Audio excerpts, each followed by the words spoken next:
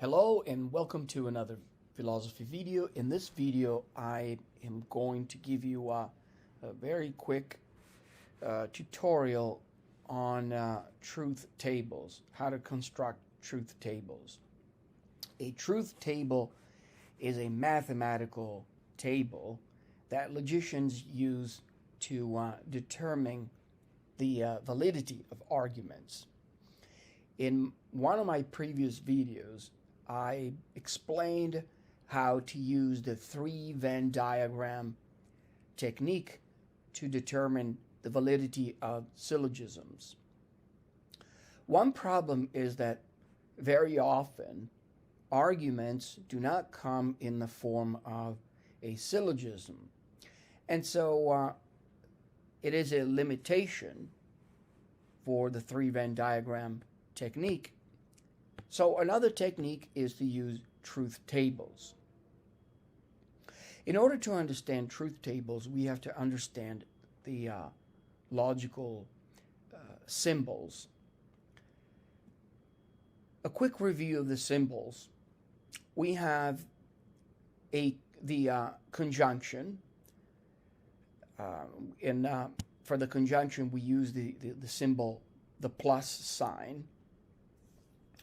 And this plus sign, the conjunction, helps us conjoin two statements. For example, Charlie is tall and Charlie is intelligent.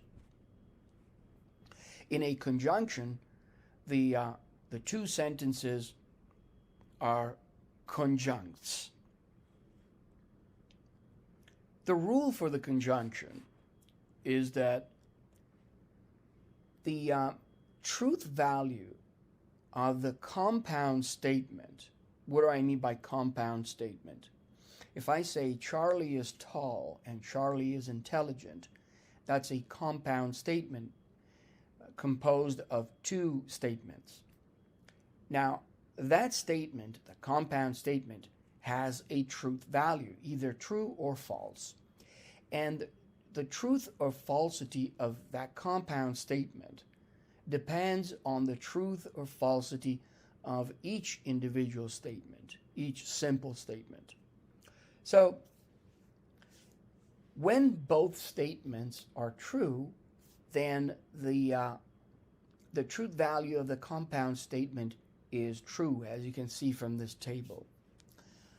But in any case where either simple statement is false, then the truth value of the compound statement would be false. The next symbol would be the negation. For the negation, we use the minus sign. Now, by the way, I didn't mention this, but different logicians use different symbols. So you might encounter the negation sign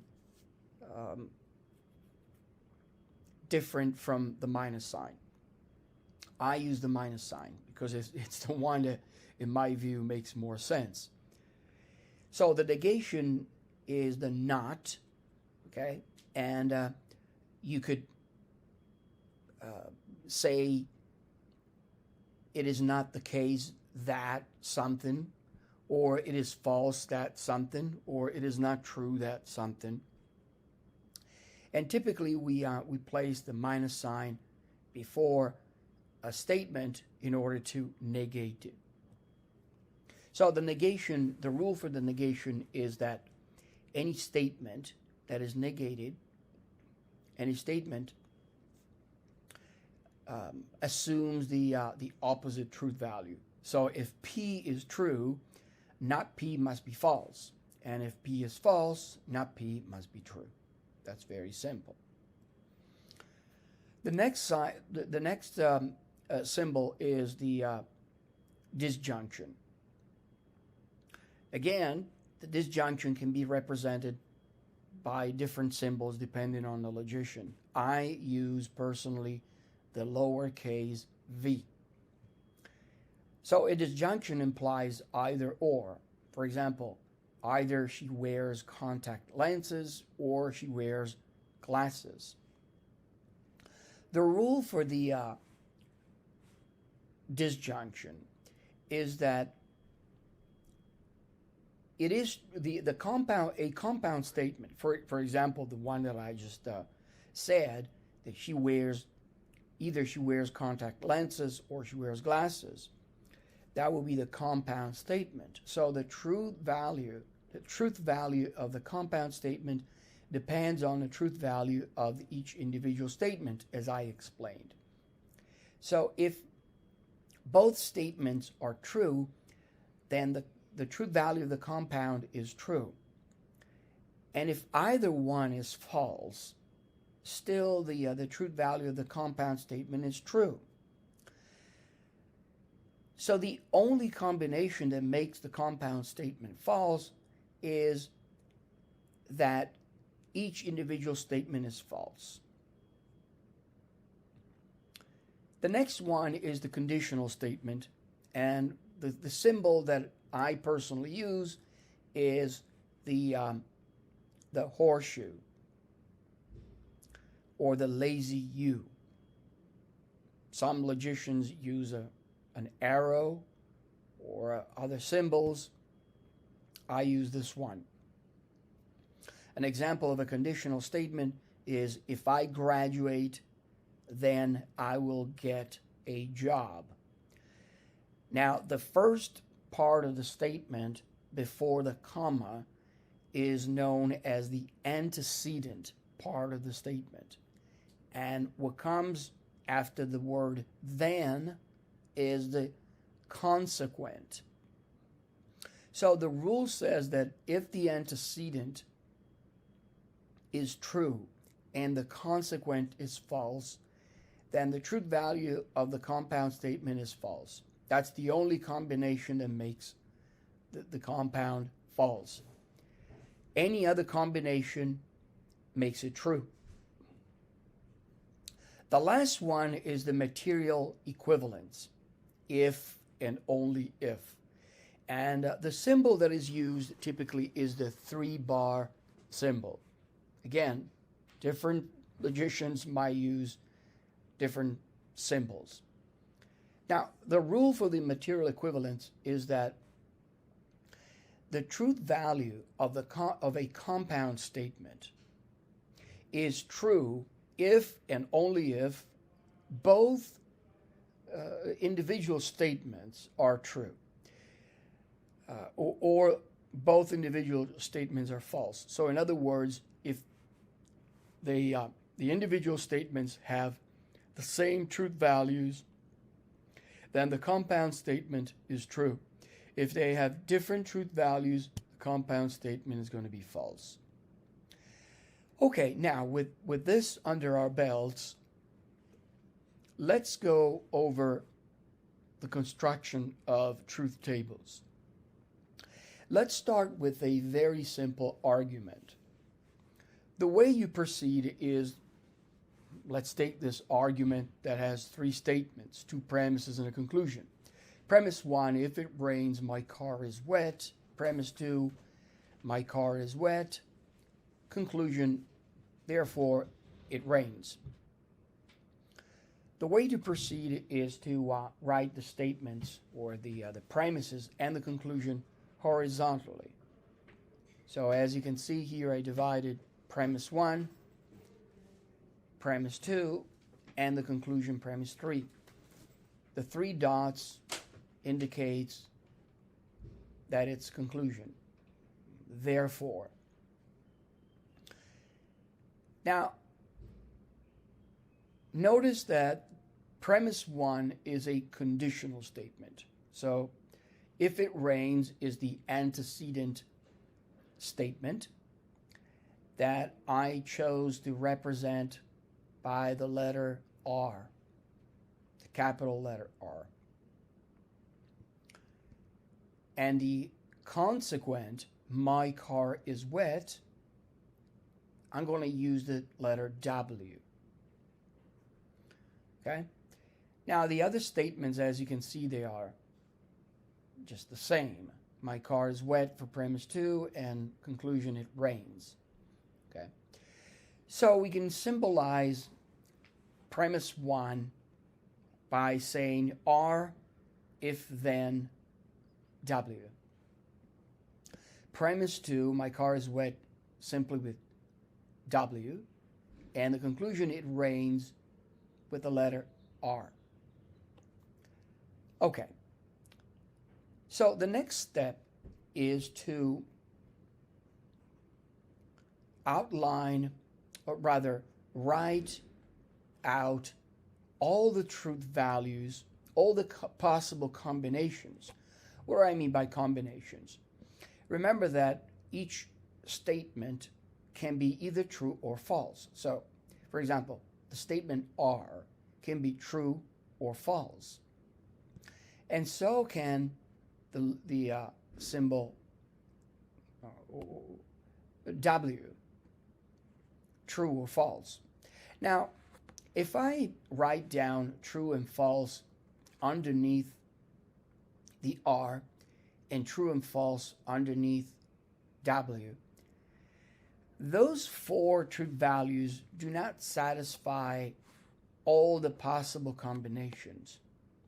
So in order to capture all the possible combinations, when I have 2 statements, like in this case, I want to start with the term that is that is far left. So the very first term, right here on the left, term R in this case.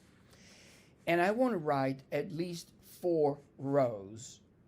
True, false, true, false. So I alternate true, false, and true, false for the first term. For the second term, if the second term is different from the first one, like in this case, what I want to do is I want to double the truth values so I can capture all the combinations. So I will write 2 T's and 2 F's. Now, for the third term, if the third term is a different term, it's a different letter from the first 2, then I double again. So I would have 4 T's and 4 F's. But in this case, as you can see, the term W is the same W. It's the same letter. So all I do is I just repeat the same truth values as the ones listed beneath the W. And for the third term, if the third term is yet a different one, I would have to double the T's and the F's once again. But in this case, it is the same as the first statement. It's an R statement. So what I do is just copy these values underneath the R and I paste them underneath this R in the conclusion. I am not done yet because you notice that the first premise is a if-then statement. It's a conditional statement. Consequently, I need to list all the truth values based on the relationship between R and W. In this case, I have a conditional statement. So if you recall, the rule for the conditional statement is that if the antecedent is true and the consequent is true, we have a truth value of true for the compound statement. And if the antecedent is false and the consequent true, I have a truth value for the compound statement of true. Now, if the antecedent is true and the consequent is false, then I have a false for the compound. And false will give me a true. Okay, now at this point, I'm able to determine whether this argument is valid. How do I do that? Well, remember that a valid argument is valid because, given the premises, if the premises are true, it would be impossible for the conclusion to be false. Consequently, if an argument is invalid, this means that it is possible for the premises to be true and the conclusion false. So, when I look at the truth values, all the combinations for the two premises and the conclusion, if I find one row that states that the combination of the premises is true and the conclusion false, then that shows that the argument is invalid. Now, as you can see in the second row, there's a combination whereby the premises are true and the conclusion false. This is good enough for me. It's sufficient to tell me that the argument is invalid. Let me give you an example of a valid argument. And as you will see, we will not going to find that pattern. The pattern of true premises and false conclusion. Now, this argument is similar, but it's valid. If it rains, my car is wet. It rains, therefore my car is wet. We proceed similarly by assigning all the truth values, and then we look at the truth values for the premises and the conclusion, and as you can see, there's no row that shows that the premises are all true and the conclusion false. Take, for example, these two cases here, the last two rows. It is true that the conclusion is false, but the second premise is true, but the first premise is false. So this is not good enough to show us that the argument is invalid. Because remember, the argument is invalid if and only if the premises are true, the conclusion false. In the last row, notice that the first premise is true, but the second one is false. So that's not good enough. Now, you might be asking, this argument is valid, but what happens if you have more than two premises? Well, it's going to be the same principle. If let's say that the argument has three premises or four premises and a conclusion. It's the same principle. If you find three true premises and a false conclusion, or four, so the point is still the same. If you find a row that has all true premises, it doesn't matter how many premises, if they're all true and the conclusion false, that will tell you the argument is invalid. In this case, the argument is valid. Okay, so let's take an example where we have three premises. What do we do here? Once again, we always start with the first term, in this case, the P. You always want to alternate the first term for the first term underneath true, false, true, false, true, false, true, false. Remember that you always start with a true, with a T, and you always end with a F for false. If you end with a T, then you know that you've done something wrong. You always begin with a T, you always end with an F. Now, remember what the rule. The rule says for the second term, if it's different from the first one, you want to double the T's and double the F's. But you always start with a T and you always end with an F. For the third term, notice that it's still a P. So what do? I just copy and paste exactly the same truth values that I wrote out underneath the P. It's the same, true, false, true, false. Now notice the fourth term. The fourth term is different. It's a C. So what does the rule say? For the next term, you have to double again.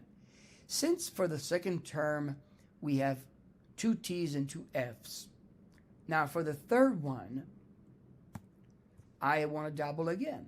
So I will have 4 T's and 4 F's. Now what about the next term? Since the next term is an H, I already have the truth values for the H, so I'm just going to write them down the same way. I'm going to copy and paste. And what about the C? I already have the C. Okay, it's 4 T's and 4 F's, so I just copy and paste. Now, we go back to premise 1, and we want to fill in the truth values for the compound statement, because as you can see, the first premise is a disjunction. Remember the rules for the disjunction. When you have first disjunct that is true and the second true, you have a true. When one is false and one is true, you still have a true. When both are false, you have false. Okay, and so on.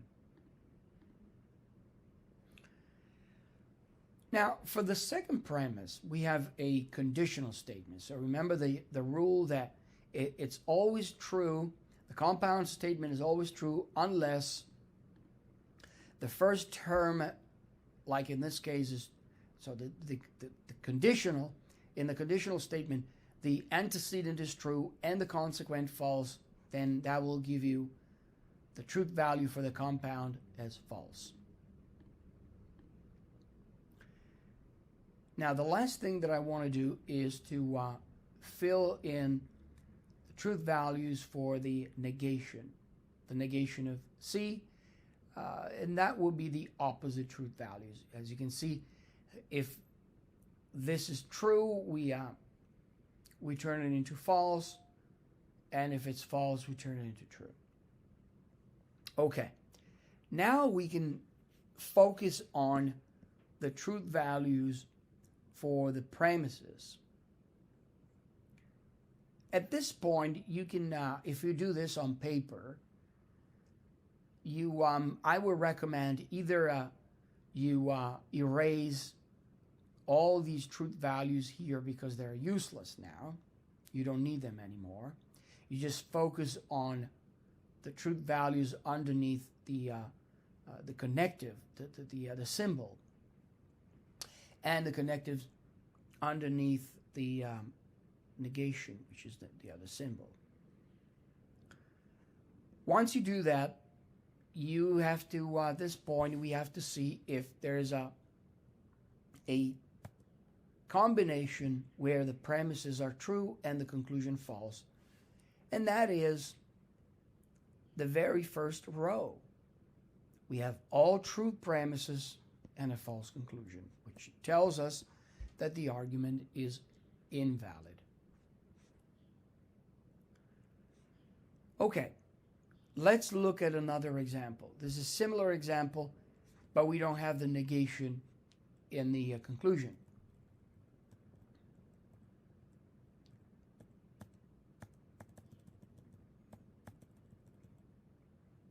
In this case, the argument is valid. Let me give you another example with 3 premises. This is more complex. What do we do here? Don't panic. You always go step by step. The first step is to place truth values underneath the P. Always start with a T, always end with an F. Okay. Then you worry about the disjunction and the if-then later.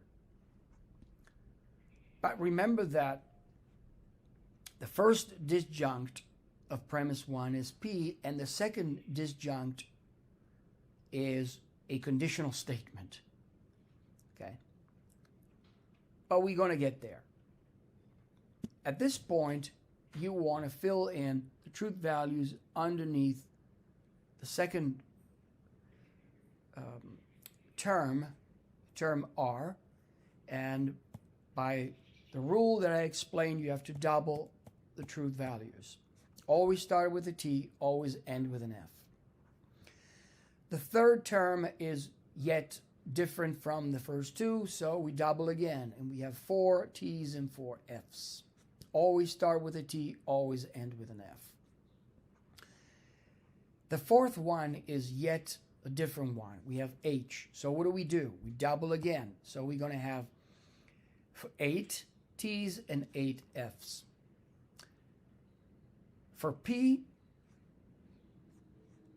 for the next term, we just copy and paste the truth values that we have underneath P. For C, we copy and paste right there. For R, we copy and paste. And for C, we copy and paste. Now what do we want to do? We want to assign the truth values underneath the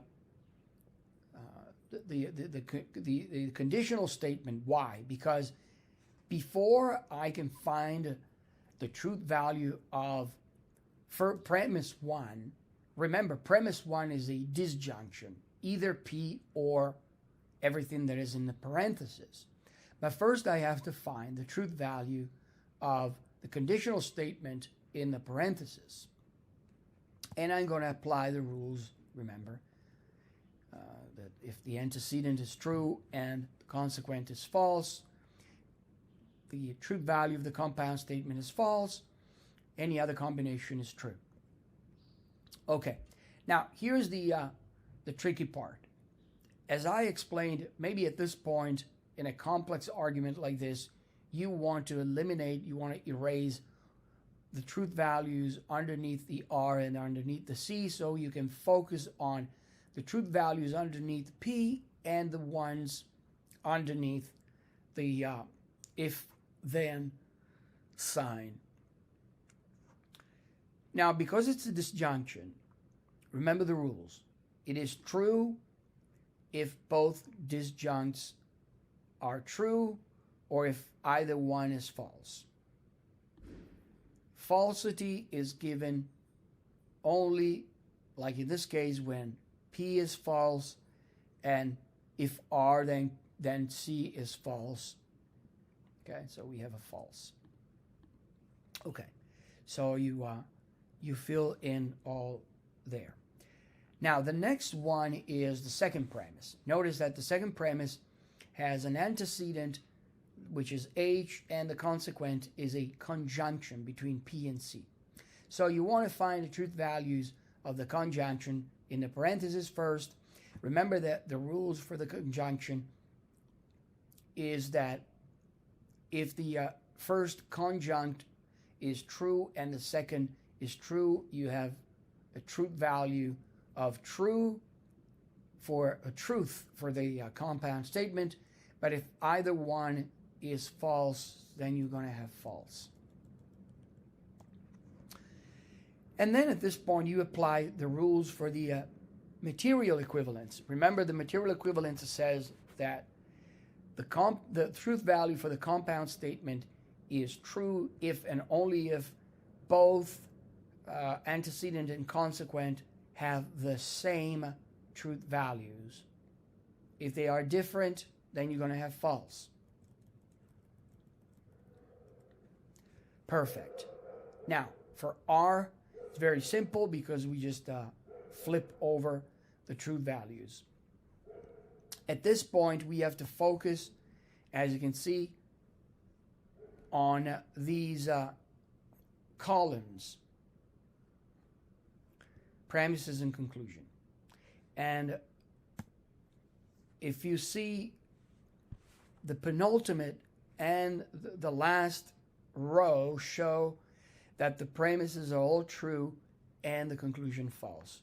So we have found a combination where the premises are all true, conclusion false.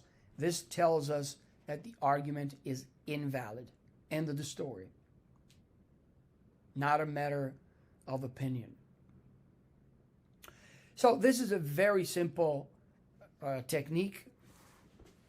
Now, it gets complicated when the argument is very complicated, when the statements are complicated, and for that, I have a video lecture where I explain what you can do in that case. You can use a shortcut. You can use a direct truth table.